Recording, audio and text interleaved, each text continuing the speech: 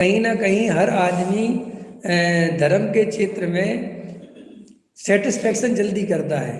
जैसे कोई पूजा पाठ कर लेता है, उसको उसी से सेटिस्फेक्शन होता है, वो सोचता धर्म हो गया।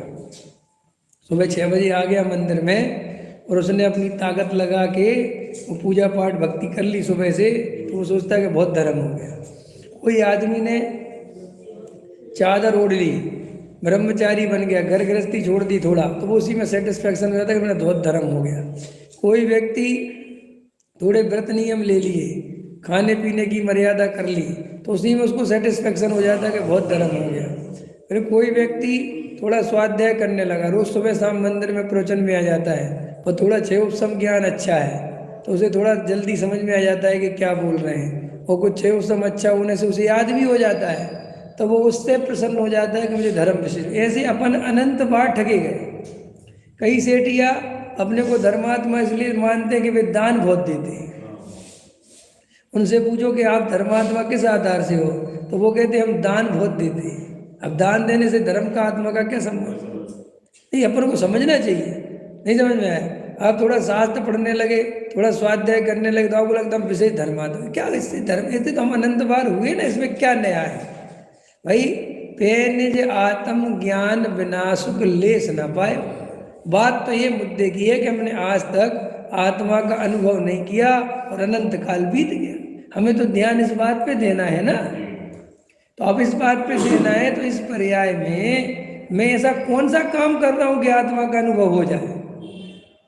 जब हम एकांत में बैठते नहीं, तत्व विचार करते नहीं, ध्यान के प्रयोग करते नहीं, आत्मानुभव को पुरुषार्थ करते नहीं, और ये और पढ़ लिया कि वो तो जब होना होगा हो जाएगा, अपन को तो स्वाध्याय करना चाहिए। अरे तो स्वाध्याय के एक अर्थ नहीं होते हैं, स्वाध्याय के भेद हैं वज्रसेन जी। उसमें एक ध्यान नाम का भेद है, वो भी पूरा करोगे कि नहीं करोगे?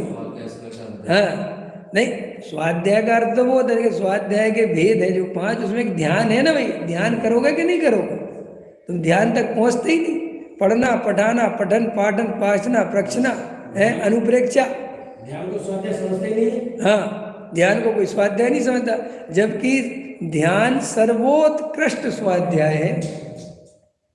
हाँ, लेकिन वो होता उनचार पूर्वक है।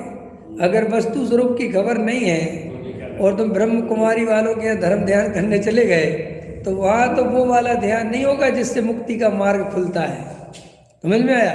थोड़ी बहुत शांति तो मिल जाएगी, थोड़ी परिणामों में शांति है, लेकिन वो ध्यान जो वस्तु स्वरूप समझकर आत्मा के अनुभव वाला ध्यान है, वो तो केवल और केवल जिसने वस्तु का स्वरूप समझा है, जो तत्व श्रद्धानी है, वेद ज्ञानी है, तत्व निर्णय वाला जीव है, वो ध्यान उसको होता है।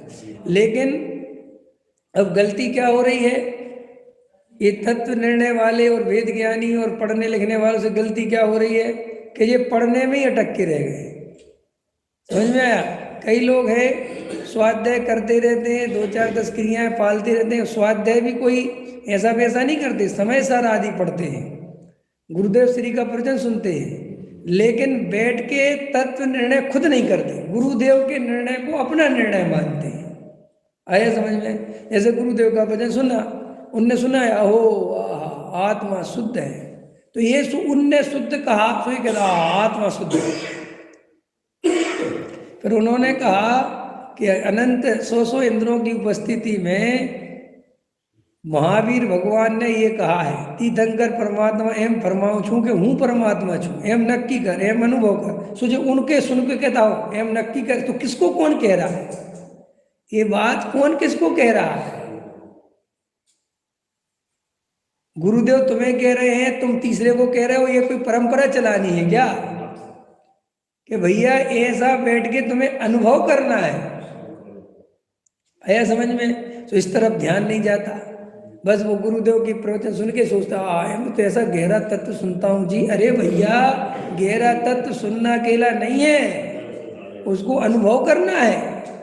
हूँ परमात्मा हूँ, मैं बना बनाया भगवान हूँ, मैं सिद्धों जैसा हूँ, मैं शुद्धात्मा हूँ, राग आदि से भिन्न हूँ, गायक हूँ, जाननहार हूँ। समझ में? ये जब जो तुम विशेषण आत्मा के बोल रहे हो, ये बोलकर प्रसन्न नहीं होना है, ये ऐसा अनुभव करना है तब जाके सम्यक दर्शन प्राप्त होगा, तब जाके आत्मा की अनुभूति होगी।